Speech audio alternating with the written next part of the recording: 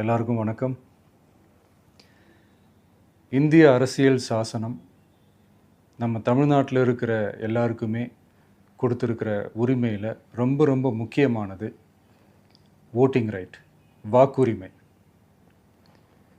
ஒரு மனுஷன் உயிரோடு இருக்கான்றதுக்கு அடையாளமாக இருக்கிறதுல அவனோட ஓட்டுரிமை ரொம்ப முக்கியம். அதனால தான் voting is not only our right but also our life. ஒரு முக்கியமான விஷயத்தை பற்றி இப்போ நான் உங்ககிட்ட ஷேர் பண்ண போகிறேன். இது நான் ஃபஸ்ட்டு கேள்விப்பட்ட உடனே எனக்கே ரொம்ப ஷாக்கிங்காக தான் இருந்தது. இப்போ நான் பேசிகிட்ருக்கிற இந்த நேரத்தில் தமிழ்நாட்டில் இருக்கிற நம்ம யாருக்குமே ஓட்டு போடுற உரிமையே இல்லைன்னு சொன்னால் நம்புவீங்களா? நான் நீங்கள் உட்பட யாருக்குமே அது இல்லை. நான் பயமுறுத்துறேன்னு நினைக்காதீங்க, அதுதான் நிஜமும் கூட. கொஞ்சம் ஏமாந்தால் நம்மளை மாதிரியே இன்னும் லட்சக்கணக்கான பேருக்கும் இதே நிலைமை தான். ஓட்டு போடுற அந்த உரிமையே இல்லாத மாதிரி ஒரு நிலைமை வந்தாலும் வரலாம். இதுக்கு மெயின் ரீசன் அந்த எஸ்ஐஆர், ஸ்பெஷல் இன்டென்சிவ் ரிவிஷன், சிறப்பு தீவிர திருத்தம். இப்போது இந்த எஸ்ஐஆர் நம்ம தமிழ்நாட்டில் எப்படி ஒர்க் ஆக போகுது? கடந்த ஜனவரி மாதம் எடுத்த அந்த கணக்கெடுப்பில் 6,36,00,000 வாக்காளர்கள் நம்ம தமிழ்நாட்டில் இருக்கிறாங்க. ஆனால் அவங்க யாருக்குமே இந்த ஓட்டு போடுற உரிமையே இல்லை. அந்த பிஎல்ஓன்னு சொல்லுவாங்க, பூத் லெவல் ஆஃபீஸர்ஸ், வாக்குச்சாவடி நிலை அலுவலர். அவங்க தான் வீடு வீடாக போய் அந்த ஃபார்மை கொடுப்பாங்க. அதை நம்ம ஃபில்அப் பண்ணி கொடுக்கணும். அதை தேர்தல் ஆணையம் அதை எடுத்துகிட்டு போய் அதை ஸ்க்ரூட்டினைஸ் பண்ணி அது எல்லாமே கரெக்டாக இருக்கான்னு செக் பண்ணி பார்த்ததுக்கப்புறம் அந்த வாக்காளர் பட்டியலை வெளியிடுவாங்க. அந்த வாக்காளர் பட்டியலில் நம்ம பேர் இருக்கணும், அப்போ தான் நம்மளால் ஓட்டு போட முடியும்.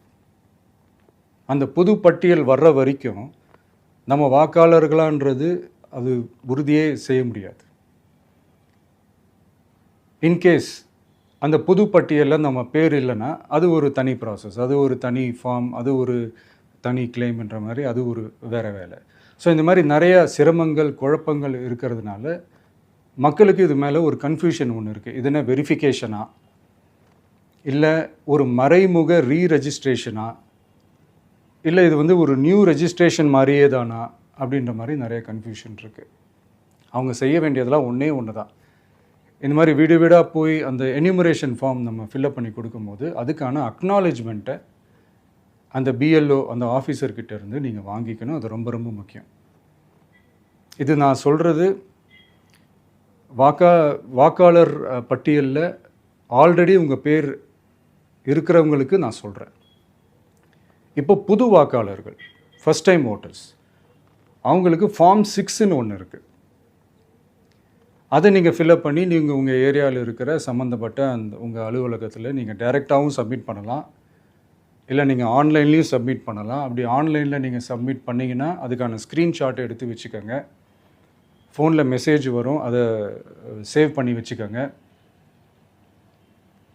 அப்ராடில் இருக்கிறவங்க கூட அந்த எஸ்ஐஆர் ஃபார்மை டவுன்லோட் பண்ணி நீங்கள் அதை ஃபில்அப் பண்ணி சப்மிட் பண்ணலாம். அதுக்கான அக்னாலேஜ்மெண்ட்டை வாங்கி வச்சுக்கோங்க. ரொம்ப முக்கியமாக உங்களோட பிஎல்ஓ அந்த ஆஃபீஸர் யாருன்னு தெரிஞ்சு வச்சுக்கோங்க. இந்த தேர்தல் ஆணையம் அந்த வெப்சைட்டில் போனீங்கன்னா அந்த பர்டிகுலர் பிஎல்ஓ ஆஃபீஸரோட ஃபோன் நம்பர் கூட நீங்கள் எடுத்து வச்சுக்கலாம். இன்கேஸ் உங்களை யாரையும் ரீச் பண்ணலை இல்லை உங்களுக்கு அந்த ஃபார்ம் கிடைக்கல அப்படின்னா நீங்கள் அவரை காண்டாக்ட் பண்ணி அந்த ஃபார்மை வாங்கி நீங்கள் ஃபில்அப் பண்ணி நீங்கள் சப்மிட் பண்ணலாம். ரொம்ப முக்கியமாக அதுக்கான அக்னாலேஜ்மெண்ட்டை வாங்கி வச்சுக்கோங்க. இது எல்லாமே சரியாக செஞ்சாலும் இந்த எஸ்ஐஆர் மேலே சில டவுட்ஸ் இருக்குது. அது என்னென்னா, இந்த 6,36,00,000 வாக்காளர்களுக்கு ஒருத்தர் விடாமல் இந்த ஒரே மாதத்துக்குள்ளே எப்படி எல்லாருக்குமே அந்த ஃபார்ம் போய் ரீச் ஆகும்? ஒன்று. ரெண்டாவது, நீங்கள் வரும்போது வீட்டை பூட்டிட்டு வேலைக்கு போயிட்டு என்ன பண்ணுறது? இப்போ நீங்கள் வருவீங்கன்றதுக்காக வேலையெல்லாம் விட்டுட்டு வீட்டுக்குள்ளேயே உட்காந்துட்ருக்கணுமா? ஸோ இதில் மெயினாக பாதிக்கப்பட போகிறது உழைக்கிற மக்கள், ஏழைகள், வேலைக்கு போகிற பெண்கள். இவங்களுக்கு யார் கரெக்டான அந்த பதில் சொல்ல போகிறது? ஒரு நியாயமான எஸ்ஐஆர்னால் என்ன நடக்கணும்? இப்போது இறந்து போனவங்கள மார்க் பண்ணி அதுலேருந்து டிலீட் பண்ணணும்.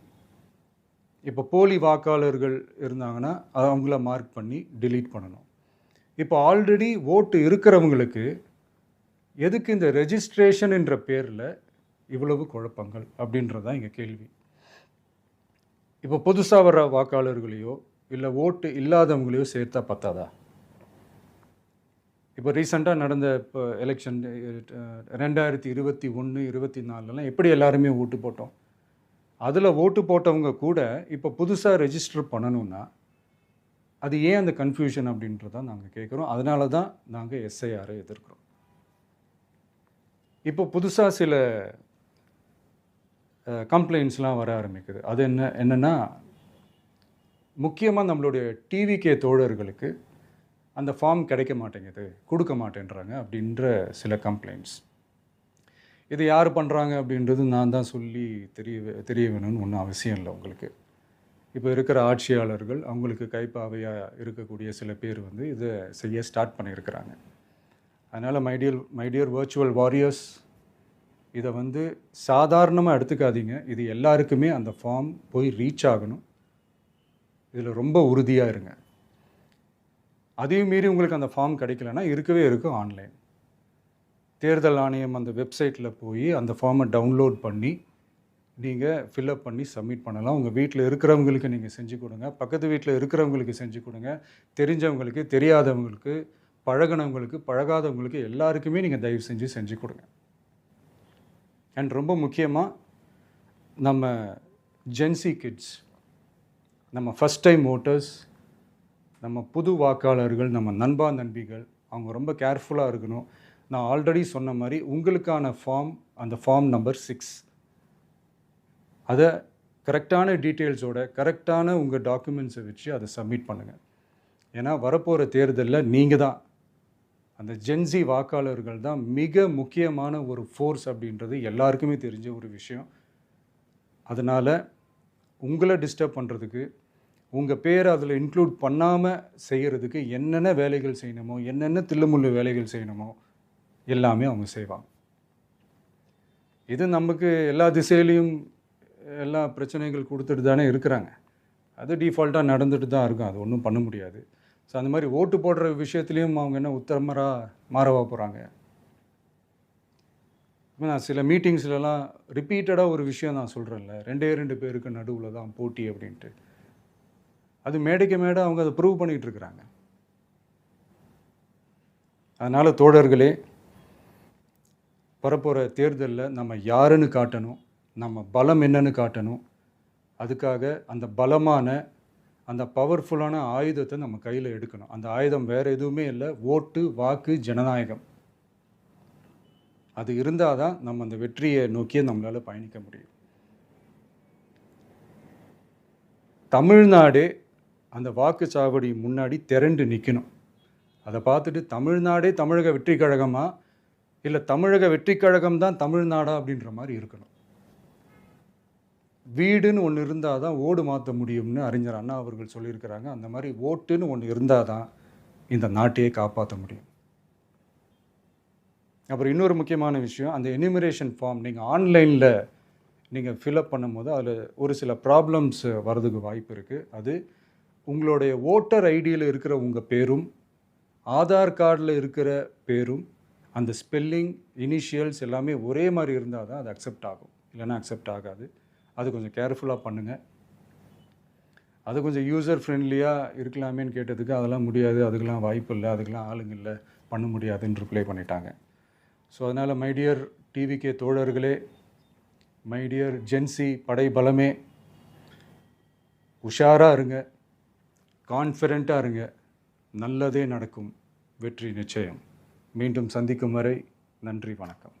குறுஞ்செய்திகள் உடனுக்குடன் தெரிந்து கொள்ள BPI தமிழ் நியூஸ் சேனலை சப்ஸ்கிரைப் செய்து இணைந்திருங்கள்.